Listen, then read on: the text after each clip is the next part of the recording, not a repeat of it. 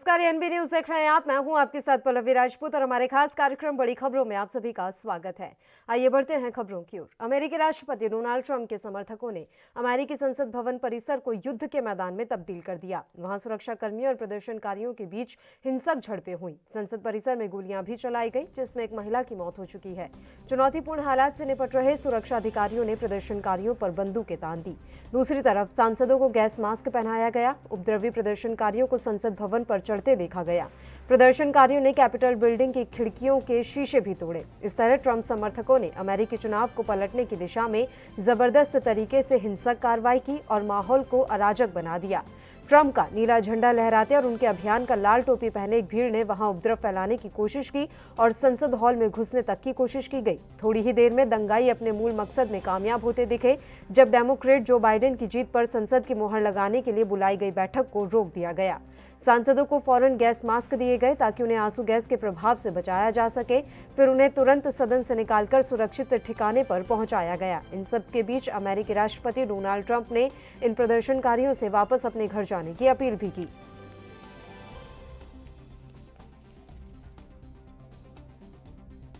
Election that was stolen from us. It was a landslide election, and everyone knows it, especially the other side. But you have to go home now. We have to have peace. We have to have law and order. We have to respect our great people in law and order.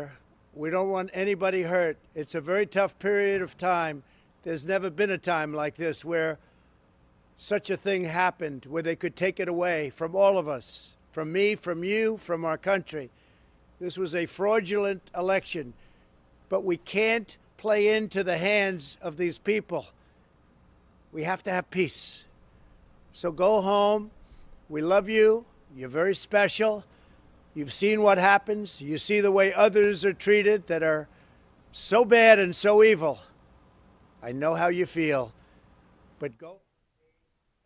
और इस मसले पर चर्चा के लिए इस समय विदेशी मामलों के जानकार महमूद आलम जी फोन लाइन पर हमारे साथ जुड़ गए हैं। सीधा उन्हीं का रुख कर लेते हैं। आलम साहब, मैं आपसे जानना चाहूंगी, अमेरिकी राष्ट्रपति डोनाल्ड ट्रंप के समर्थकों ने अमेरिकी संसद भवन परिसर में जो कुछ भी तोड़फोड़ मचाई, उपद्रव फैलाने की कोशिश की, उसे किस तरह से देखा जाए? और क्या वाकई में जो आरोप लग रहे हैं अमेरिकी राष्ट्रपति डोनाल्ड ट्रंप पर, क्या वो सही है? बार बार यही बात क्यों कही जा रही है कि ट्रंप के इशारों पर ही ये सब कुछ हुआ? देखिए, पहले तो ये है कि बहुत अनफॉर्चुनेट है, यूएसए जो है वर्ल्ड की सुपर पावर है और वहाँ पे इस तरीके से जो तांडव मचाया है उनके सपोर्टर्स ने। और देखिए, सारा मीडिया और सारे वर्ल्ड में यही बात जा रही है, क्योंकि जब से इलेक्शन हुआ है उन्होंने इस इलेक्शन को माना ही नहीं था, अपनी हार को माना ही नहीं था। और बार बार वो ये कह रहे थे कि ये इलेक्शन स्टोलन किया गया है, स्टोलन किया गया है और हम इसको हार को नहीं मानेंगे, इसको जो है कोर्ट में जो है कंटेस्ट करेंगे। और कल भी जो है उन्होंने जो मॉब था, उन्होंने और उनके बेटे ने उसको एड्रेस किया था उसको। तो यह इल्जाम लग रहा है कि इन्होंने जो क्राउड को बताया है, इंसाइट किया है कि एंड इट वाज अनफॉर्चुनेट। मैं वीडियोस देख रहा था किस तरीके से लोग जो थे वो वहाँ पे इमारत में शीशों को तोड़ रहे थे और अंदर घुसने की कोशिश कर रहे थे। हेलो जी, आवाज आ रही है, बोलिए सर। जी जी जी, किस तरीके से तोड़ने की कोशिश कर रहे थे और वो पुलिस को भी जो था ओवर पावर्ड कर दिया था उसने, मॉब ने। बाद में जो है उनके नेशनल गार्ड्स आए, FBI के आए और उन्होंने फिर एक तरीके से अंदर जो कांग्रेसमैन थे उनको भी किस तरीके से निकाला गया। वो बड़ा एक क्योटिक सिचुएशन थी, कोई सोच नहीं सकता था कि यूएसए में भी ऐसा हो सकता है। और सीरियस क्वेश्चन है अबाउट द सिक्योरिटी यूएसए में। तो अब ये भी बात हो रही है कि 100 लॉ मेकर्स ने करीब ये डिमांड करनी शुरू कर दी है कि इनको जो है 20 तारीख से पहले ही इनको प्रेसिडेंट के पद से हटा दिया जाए। एक प्रक्रिया होती है वहाँ पे जिसे 25 अमेंडमेंट बोलते हैं। उसमें ये होता है कि अगर एक प्रेसिडेंट जो है अपनी जिम्मेदारी सही से नहीं निभा पा रहा है तो उसको फोर्सफुली हटाया जा सकता है। तो वहाँ पर ये सीरियसली ये बात चल रही है कि शायद इनको हटाने की बात भी की जाए। लेकिन ओवरऑल जो है this is most unfortunate. USA एक सुपर पावर है और यूएसए का सिर्फ अपने यहाँ ही नहीं, पूरे वर्ल्ड में उनका एक अपना रोल है वर्ल्ड सिक्योरिटी में। अगर वहीं पे डेमोक्रेसी में ऐसा होगा तो फिर उनकी लीडरशिप पे एक सीरियस क्वेश्चन उठने लगेगा। बिल्कुल आलम साहब, मेरा अगला सवाल आपसे यही था कि अमेरिकी संसद पर जो ये हमला हुआ है, इसका असर ट्रंप की विरासत पर क्या कुछ पड़ने वाला है आने वाले समय में? देखिए, ट्रंप का तो आप एक तरीके से समझ लीजिए कि वहाँ पे इस वक्त यूएसए में क्या पूरे वर्ल्ड में जो है उनको उनकी क्रेडिबिलिटी पे बहुत ज़्यादा क्वेश्चन उनकी क्रेडिबिलिटी है, उनकी जो एक तरीके से ख्याति बोल लीजिए आप, जो भी थी, उस पर बहुत ज़बरदस्त असर पड़ा है। और इवन जो उनकी पार्टी के लोग हैं, रिपब्लिकन पार्टी के लोग, उसमें भी जो है अब उनके खिलाफ जो है एक तरीके से, और वो ये लोग समझ रहे हैं कि ये शायद ट्रम्प जो है उनके लिए एक लाइबिलिटी बन चुके हैं, तो वो भी उनके खिलाफ बोल रहे हैं। और जो वो ये चाह रहे थे कि अब जैसे आज बोला भी है ट्रम्प ने कि नहीं 20 तारीख में तो जो है पावर जो है स्मूथली ट्रांजिट हो जाएगी बिडेन को, लेकिन वो इसको जो है कोर्ट में जो है इसको केस को ले जाएंगे। लेकिन अब इवन रिपब्लिकन पार्टी के लोग भी जो है उनका साथ छोड़ते जा रहे हैं, और बहुत सारे लोगों ने आज ही जो उनके लिए काम कर रहे थे लोग, उन्होंने बहुत सारे लोगों ने रिजाइन किया और बहुत सारे लोग जो है रिजाइन करने जा रहे हैं। और एक तरीके से आप ये समझिए कि उनके खिलाफ एक माहौल बन रहा है इस वक्त यूएसए में। जी, लेकिन सर ये ट्रंप जो है अपने समर्थकों को उकसा क्यों रहे हैं? क्या उन्हें लग रहा है कि इस तरह की गतिविधियों से वो जो है बाजी पलट देंगे या फिर अपनी हार को पलट लेंगे? इस तरीके के कृत्यों से लगता तो नहीं है कि इस तरह से कुछ हो जाएगा? नहीं, देखिए, इस तरीके से कुछ नहीं होता है। वो ये कहीं पर भी ये जो वहाँ पे इलेक्शन के जो ये कह रहे थे फ्रॉड हुआ है या स्टोलन कर लिया गया है, वो किसी भी कोर्ट ने एक तो एंटरटेन नहीं किया और कहीं से भी ये प्रूफ नहीं हुआ है। तो ये तो एक तरीके से, बल्कि कुछ वहाँ पे तो ये भी बोला जा रहा है लाई ऑफ ट्रम्प, इस तरीके की बातें भी की जा रही है। कल भी जैसे बोला उन्होंने स्टोलन इलेक्शन कर लिया गया, हालांकि ग्राउंड रिपोर्ट जो है ऐसा वहाँ पे कुछ भी नहीं होता। इट सीम्स कि वो जो है इलेक्शन वहाँ पे फ्री एंड फेयर था। बिल्कुल, तो क्या ऐसा लग रहा है कि 20 तारीख से पहले ही ट्रंप को हटा दिया जाएगा? जैसा कि आपने भी जानकारी दी है, अभी इन संभावनाएं जो हैं, ये जो संभावनाएं नजर आ रही है, कितनी मजबूत होती हुई नजर आ रही हैं कि 20 जनवरी से पहले ही उन्हें हटा दिया जाएगा? कहीं आने वाले समय में फिर किसी तरह का उपद्रव ना मच जाए वहाँ? देखिए, ये डिपेंड होगा वहाँ पे हालात क्या रहते हैं। जैसे अभी देखिए वॉशिंगटन में जो वहाँ के मेयर ने कर्फ्यू लगा दिया है और लॉ एंड ऑर्डर की बातचीत हो रही है, वहाँ पे एफबीआई भी लोगों को तलाश कर रही है जो लोग इस मॉब को लीड कर रहे थे।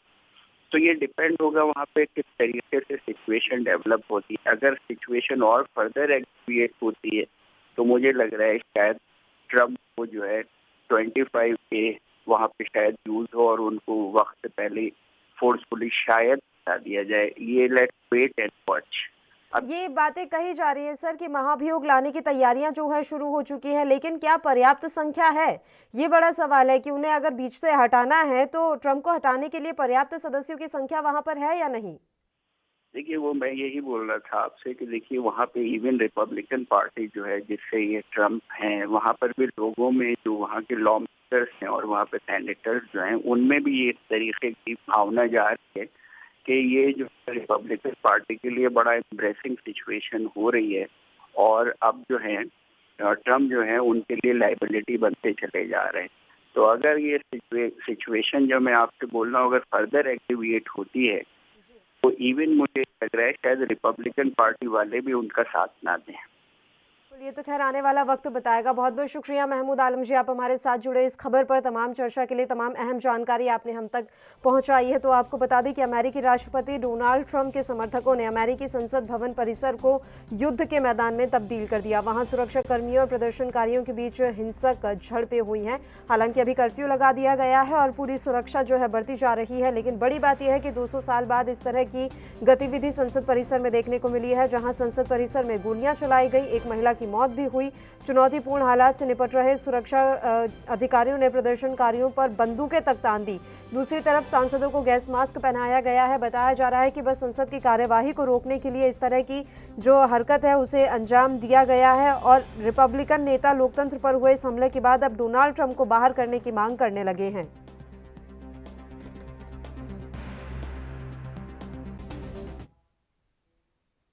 बुलेटिन में खबरों का सिलसिला लगातार यूं ही जारी रहेगा। फिलहाल एक छोटे से ब्रेक के लिए हम यहां रुक रहे हैं, फौरन हाजिर होंगे।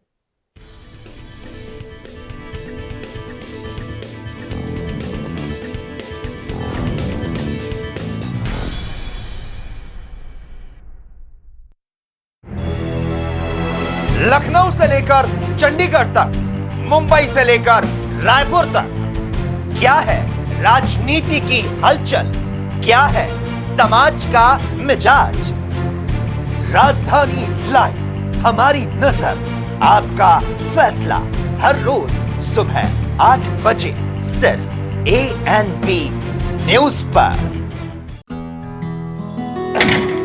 बस करो माल साहब, ਤੁਸੀਂ ਰੈਡੀ ਹੋ ਕੇ ਫਿਰ ਸ਼ੁਰੂ ਹੋ ਗਏ। ਤੁਹਾਡੀ ਵੀ ਨਾ એનર્ਜੀ ਨਹੀਂ ਖਤਮ ਹੁੰਦੀ। ਸਤਿ ਸ਼੍ਰੀ ਅਕਾਲ ਫੁੱਫੜ ਜੀ। ਓਏ ਸਤਿ ਸ਼੍ਰੀ ਅਕਾਲ। ਓਏ 8 ਵਜੇ ਦਾ ਕਹਿ ਕੇ 11 ਵਜੇ ਆਤੇ ਤੁਸੀਂ ਤੁਸੀਂ। ਇਹ ਫੁੱਫੜ ਜੀ ਅੱਖ ਹੀ ਨਹੀਂ ਖੁੱਲਦੀ। ਥੱਕਿਆ ਜਿਹਾ ਸਰੀਰ ਰਹਿੰਦਾ। ਤੁਹਾਡੇ 'ਚ ਇਸ ਉਮਰੇ ਵੀ ਪੂਰੀ ਫੁਰਤੀ ਹੈ। ਓਏ ਮੇਰੀ ਫੁਰਤੀ ਦਾ ਰਾਜ਼ ਹੈ ਵੈਦਵਾਨ ਦਾ X+ ਮਰਦਾਨਾ ਕੋਰਸ ਤੇ ਪਿਛਲੇ 30 ਵਰਿਆਂ ਤੋਂ ਇਹੀ ਹੈ ਮੇਰੀ ਸਿਹਤ ਦਾ ਰਾਜ਼। ਇਮਿਊਨਿਟੀ ਵਧਾਉਣ ਦੇ ਨਾਲ ਮਰਦਾਨਾ ਤਾਕਤ ਲਈ ਇਹੀ ਰਾਮਬਾਣ। ਚੁਸਤੀ ਫੁਰਤੀ ਤੇ ਜੋਸ਼ ਵਧਾਉਣ ਲਈ ਤੁਸੀਂ ਵੀ ਅੱਜ ਹੀ ਸ਼ੁਰੂ ਕਰੋ X+ ਮਰਦਾਨਾ ਕੋਰਸ।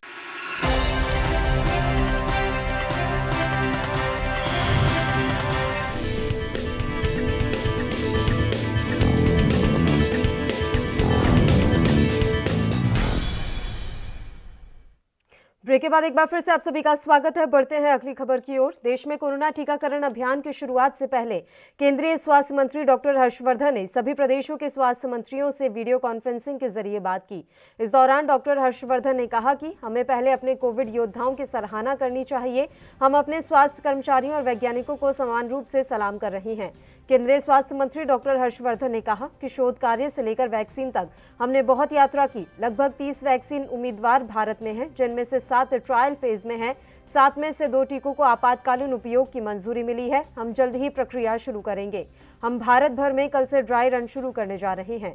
केंद्रीय स्वास्थ्य मंत्री डॉक्टर हर्षवर्धन ने कहा, हम पहले से ही 28वें और 29 दिसंबर को 4 राज्यों में 2 दिनों के लिए ड्राई रन कर चुके थे। फिर 2 जनवरी को हमने इस साल सभी राज्यों के 285 जिलों में ड्राई रन चलाया। अब हम कल 33 राज्यों में ड्राई रन चलाने जा रहे हैं। आपको बता दें कि गुजरात, पंजाब, असम और आंध्र प्रदेश में ड्राई रन को लेकर अच्छे रिजल्ट सामने आए थे। इसके बाद सरकार ने पूरे देश में ड्राई रन को लागू करने का फैसला किया था। एक बार फिर केंद्र सरकार पूरे देश में ड्राई रन करने जा रही है।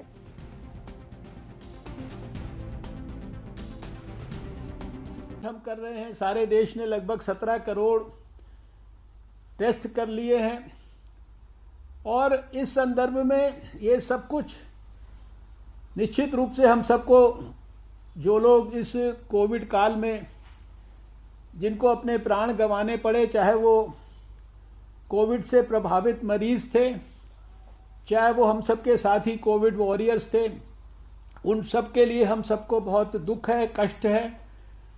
उनकी पवित्र स्मृति को हम सब लोग मिलकर स्मरण करते हैं, उनको प्रणाम करते हैं। उनके परिवारजनों को हम लोग इस अवसर पर अपनी सब संवेदनाएं कन्वे करते हैं और कोविड वॉरियर्स के विशेष रूप से परिवारजनों को, उनकी माताओं को, उनकी बहनों को भी हम इस अवसर पर अपनी श्रद्धा की भावना इसलिए कन्वे करना चाहते हैं कि पूरे 1 साल में सारे देश में एक भी कोविड वॉरियर की मां हमको ऐसी नहीं दिखाई दी जिसने इतने रिस्क वाली परिस्थितियों में अपने बच्चों को अस्पतालों में जाकर कोविड से प्रभावित मरीजों के प्राण की रक्षा के लिए काम करने से रोका हो। ये अपने आप में एक बहुत ही हम सब के लिए एक संतोष की बात है, गर्व की बात है।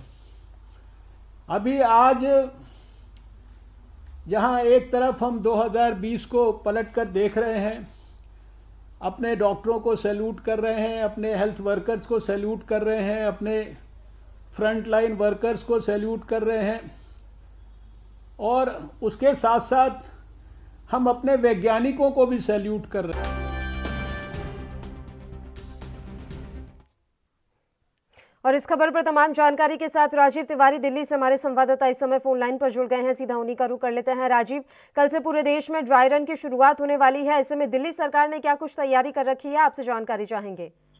देखिए बिल्कुल, जिस तरीके से डॉक्टर हर्षवर्धन ने कहा कि ड्राई रन की जो शुरुआत है पूरे देश के अंदर कर दी गई है और कहीं ना कहीं उसकी शुरुआत जो है कल से देखने को मिलेगी। मगर बात करें दिल्ली की, तो दिल्ली के अंदर भी तमाम सुविधाएं उपलब्ध हो चुकी हैं और यहाँ तक कि दिल्ली सरकार और केंद्र सरकार दोनों ही मिलकर इसके अंदर कार्य कर रही है, क्योंकि सबको पता है कि कोरोना जैसी महामारी से लोगों को किस तरीके से बचाना है। मगर बात करें दिल्ली सरकार की, तो दिल्ली सरकार निरंतर लगातार कोशिश करती नजर आ रही है और यहाँ तक कि केंद्र सरकार का साथ भी देती नजर आ रही है। मगर एक चीज स्पष्ट है, दिल्ली सरकार ने ये स्पष्ट कर दिया है, जैसे ही वैक्सीन जो है वो उन तक उपलब्ध होगी वो सारी प्रक्रिया अपनाई जाएगी, चाहे वो कोरोना वॉलंटियर हो या कोरोना योद्धा हो या फिर आम नागरिक हो, सब तक वैक्सीन पहुंचाई जाएगी। मगर देखना है किस तरीके से कार्रवाई की जाती है। जी बिल्कुल राजीव, आप लगातार हमारे साथ जुड़े रहिए। महाराष्ट्र से हमारे संवाददाता मुरारी सिंह भी इस समय फोन लाइन पर जुड़े हैं। मुरारी, आपसे भी जानकारी चाहेंगे कि महाराष्ट्र में स्वास्थ्य विभाग की क्या कुछ तैयारियां हैं। कल से पूरे देश में ड्राई रन की शुरुआत होने वाली है, ऐसे में स्वास्थ्य विभाग किस तरह से मुस्तैद नजर आ रहा है राज्य में? हाँ जी पल्लवी, बिल्कुल सही कहना है। अगर महाराष्ट्र की बात करें तो यहाँ पर बृहन मुंबई महानगर पालिका और महाराष्ट्र सरकार आपस में तालमेल बनाकर वो सारी तैयारियां कर चुकी है। जिस तरीके से कोरोना संक्रमण लगातार बढ़ रहा था और महाराष्ट्र सबसे ज्यादा प्रभावित हुआ था, खास करके मुंबई में चारों तरफ हाहाकार मची थी और ऐसी स्थिति में को लेकर महाराष्ट्र सरकार किसी भी प्रकार की कोई कोताही नहीं करना चाहती है। महाराष्ट्र के पुणे में जहां लैब में तमाम वैज्ञानिकों द्वारा लगातार वैक्सीन को लेकर के एक काम किए जा रहे हैं, वहीं बृहन मुंबई महानगर पालिका की जो डॉक्टर हैं वो तमाम ऐसे 8 से 10 अस्पताल हैं जिसे वैक्सीन के लिए पूरी तरह से तैयार कर लिए हैं। जी बिल्कुल राजीव, आपसे ये जानकारी चाहेंगे, ये ड्राई रन तो शुरू हो रहा है, कोरोना का जो टीकाकरण है वो कब से शुरू होगा? क्योंकि इस तरह की संभावनाएं जताई जा रही थी कि 14 जनवरी से टीकाकरण की शुरुआत भी कर ली जाएगी। के बाद में कहीं ना कहीं टीकाकरण की जो स्टार्टिंग होगी वो कहीं ना कहीं देखना होगा, क्योंकि अभी तक अनुमान ये लगाया जाता है 13 या 14 तारीख से इसकी जो शुरुआत की जा सकती है। मगर शायद अभी भी केंद्र सरकार की तरफ से डेट डिसाइड नहीं की गई है। मगर हाँ, ये जैसे ही ड्राई रन कंप्लीट हो जाएगा उसके बाद यही प्रक्रिया स्टार्ट की जाएगी। मगर अभी तक केंद्र सरकार की तरफ से डेट डिसाइड नहीं की गई है। मगर हाँ, आशंका अभी भी ये जताई जा रही है कि जनवरी के लास्ट वीक के अंदर शायद ड्राई यानी कि क्या कहते हैं वैक्सीन जो है वो सबके पूरे देश के अंदर उपलब्ध हो जाएगी और कहीं ना कहीं प्राइवेट सेक्टर हो या फिर सरकारी विभाग हो या सरकारी अस्पताल हो या फिर कहें कोरोना योद्धा हो या फिर वॉलंटियर हो, सबके लिए उपलब्ध की जाएगी। मगर दिल्ली सरकार और केंद्र सरकार ने ये जो टीकाकरण है ये फ्री ऑफ कॉस्ट देने की प्रक्रिया अपनाई है और कहीं ना कहीं इससे कोई चार्ज नहीं लिया जाता। मगर एक चीज स्पष्ट है, जिस तरीके से प्राइवेट अस्पतालों के अंदर तो कहीं ना कहीं इसकी फायदा जरूर हो सकता है और केंद्र से प्राइवेट अस्पताल कहीं ना कहीं इसके अंदर अपनी कमाई करने के लिए कालाबाजारी जरूर कर सकते हैं। जी बिल्कुल मुरारी, आपसे भी यही जानकारी चाहेंगे कि ये बात तो क्लियर है कि पहले फेज में जिन्हें टीका लगाया जाएगा वो फ्रंट लाइन कोरोना वॉरियर्स हैं। इसके अलावा महाराष्ट्र सरकार की तरफ से क्या कुछ योजना इसके लिए तैयार की गई है? आज हर्षवर्धन ने मीटिंग भी की है और इसमें तमाम राज्यों के जो स्वास्थ्य मंत्री थे वो मौजूद रहे, तो और क्या कुछ तैयारियां की गई है महाराष्ट्र सरकार की तरफ से? जी बिल्कुल सही कहना है। आपको बता दें कि डॉक्टर हर्षवर्धन की मीटिंग के बाद महाराष्ट्र के मुख्यमंत्री और तमाम नेताओं के और सहयोगियों के साथ में उन्होंने बैठक किया और उसमें बृहन मुंबई महानगर पालिका महाराष्ट्र सरकार के जो भी बड़े हॉस्पिटल थे उनके डॉक्टरों के साथ में जो है कि ऑनलाइन चर्चा की गई है, उन तमाम रणनीतियों को तैयार किया गया है। आपको बता दें कि 8 वैक्सीनेशन सेंटर यहाँ पर बनकर तैयार है। जैसे ही सरकार की हरी झंडी मिलेगी तो यहाँ पर जो है कि टीका की प्रक्रिया शुरू होगी। अगर बात करें पूरे महाराष्ट्र की तो वहाँ पर 50 वैक्सीनेटर सेंटर बनाने की बात कही गई है और कार्य बड़े जोरों पर चल रहे हैं। सिर्फ सरकार के आदेश और वैक्सीन मिलने का इंतजार है। जैसे ही सरकार के आदेश होते हैं, वैक्सीन पहुंचती है, महाराष्ट्र सरकार मुंबई महानगर पालिका के साथ मिलकर तमाम उन जो है कि कोरोना वॉरियर्स जो है, कह सकते हैं डॉक्टर है, पुलिसकर्मी है, वेस्ट कर्मचारी है, सफाई कर्मी है, इन लोगों को पहली कड़ी में टीकाकरण किया जाएगा। जी बिल्कुल। और राजीव, लगातार भ्रम भी एक फैलाया जा रहा था कि ये जो वैक्सीन है, अगर हम बात करें बायोटेक वैक्सीन की, तो ये साफ तौर पर कहा जा रहा था कि कोवैक्सीन अभी मानकों पर खरी नहीं उतरी है, फेज 3 का ट्रायल पूरा नहीं किया गया है। वहीं आज स्वास्थ्य मंत्री ने साफ तौर पर कहा है कि दोनों वैक्सीन जल्द ही टीकाकरण के लिए उपलब्ध होने वाली हैं। ऐसे में इन भ्रामक प्रचार का क्या किया जाए? किस तरह से सरकार इन भ्रामक प्रचार को दूर कर पाएगी?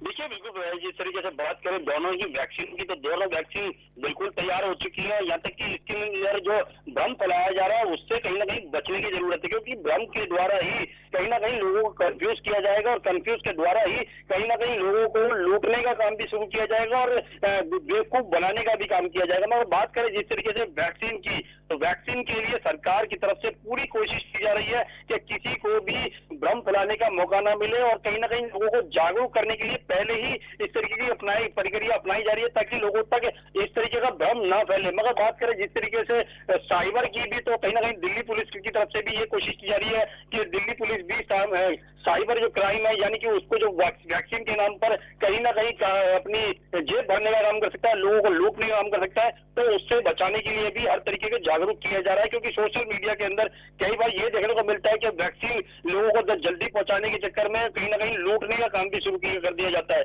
मगर दिल्ली पुलिस की तरफ से इसके लिए भी कदम उठाए जा रहे हैं ताकि लोगों को जागरूक किया जाए और इस तरीके की प्रक्रिया अपनाई जाए ताकि वैक्सीन जो है वो सरकार फ्री दिलवा रही है, ना ही किसी को घर को होम डिलीवरी दी जाएगी, ना ही किसी को जल्दी दी जाएगी, सिर्फ प्रक्रिया के हिसाब से ही वैक्सीन मिलेगी। जी ठीक है मुरारी, आपसे आखिरी सवाल है, महाराष्ट्र सरकार का क्या कुछ कहना है? क्या महाराष्ट्र सरकार जो है अपने राज्य के निवासियों को कोरोना का टीका मुफ्त में लगवाएगी? देखिए पल्लवी, अभी तक आधिकारिक तौर पर इसकी पुष्टि महाराष्ट्र सरकार में कोई मंत्री या खुद उद्धव ठाकरे जी की तरफ से पुष्टि नहीं की गई है।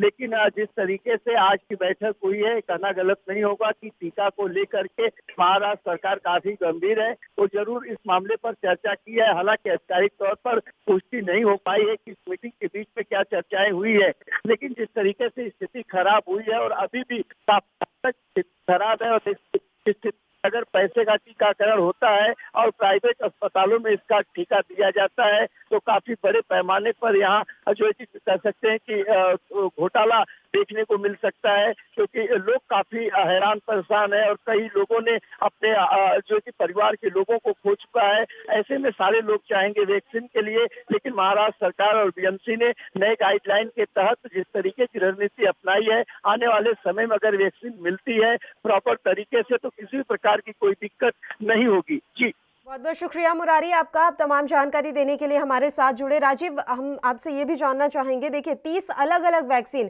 हमारे देश में अभी बनाई जा रही हैं, उन पर काम चल रहा है, कई अलग अलग फेज में इस समय ट्रायल के लिए वैक्सीन जो है मौजूद हैं। तो क्या लग रहा है आने वाले समय में क्या हमारे देश से वैक्सीन जो है अन्य देशों में भी भेजी जाएंगी, जिस तरह से अलग अलग वैक्सीन पर काम हो रहा है? देखिए बिल्कुल सही कहा आपने, एक चीज तो स्पष्ट है, जिस तरीके से दिल्ली सरकार की बात करें या फिर केंद्र सरकार की बात करें, तो केंद्र सरकार हर तरीके से कोशिश करती नजर आ रही है। यहाँ तक कि जितनी भी वैक्सीनें बन रही है, शायद लगता यही है कि आने वाले समय के अंदर हम भारत की बनाई हुई वैक्सीन भी और देशों के अंदर उपलब्ध करवाई जाएगी। मगर लगातार जिस तरीके से भारत नए कदमों की तरफ बढ़ता चला जा रहा है, यहाँ तक कि नई मंजिलों की तरफ भी बढ़ता चला जा रहा है, तो कहीं ना कहीं भारत का नाम और ज्यादा रोशन होगा। क्योंकि जिस तरीके से भारत की बायोटेक कंपनी की जो वैक्सीन बनाई है वो कहीं ना कहीं पूरे वर्ल्ड के अंदर नाम कर सकती है। मगर एक चीज स्पष्ट है, जिस तरीके से केंद्र सरकार कोशिश कर रही है और यहाँ तक कि वैज्ञानिक कोशिश कर रहे हैं, वो कहीं ना कहीं इसके लिए फायदेमंद हो सकता है। क्योंकि जिस तरीके से वैक्सीन बनाई जा रही है वो कहीं ना कहीं एक इंडियन पद्धति क्या कह सकते हैं बनाई जा रही है, और कहीं ना कहीं उसका जो उपचार होगा वो भी कहीं ना कहीं काफी हद तक ठोस होगा। मगर जिस तरीके से वैक्सीन के लिए उम्मीद जताई जा रही थी कि वैक्सीन जल्दी से जल्दी मिलेगी, मगर हाँ ये स्पष्ट हो चुका है 2021 की शुरुआत में ही वैक्सीन मिलने स्टार्ट हो जाएगी लोगों को और कोरोना जैसी महामारी से निजात मिलेगी। जी बिल्कुल, बहुत बहुत शुक्रिया राजीव आपका भी तमाम जानकारी देने के लिए। आप हमारे साथ जुड़े। तो आपको बता दें कि देश में कोरोना टीकाकरण अभियान की शुरुआत से पहले ही आज केंद्रीय स्वास्थ्य मंत्री डॉक्टर हर्षवर्धन ने सभी प्रदेशों के स्वास्थ्य मंत्रियों से वीडियो कॉन्फ्रेंसिंग के जरिए बात की। और इसी के साथ बड़ी खबरों में फिलहाल के लिए इतना ही। मुझे दीजिए इजाजत। देश प्रदेश की तमाम ताजा और अहम खबरों के लिए आप बने रहिए हमारे साथ। नमस्कार।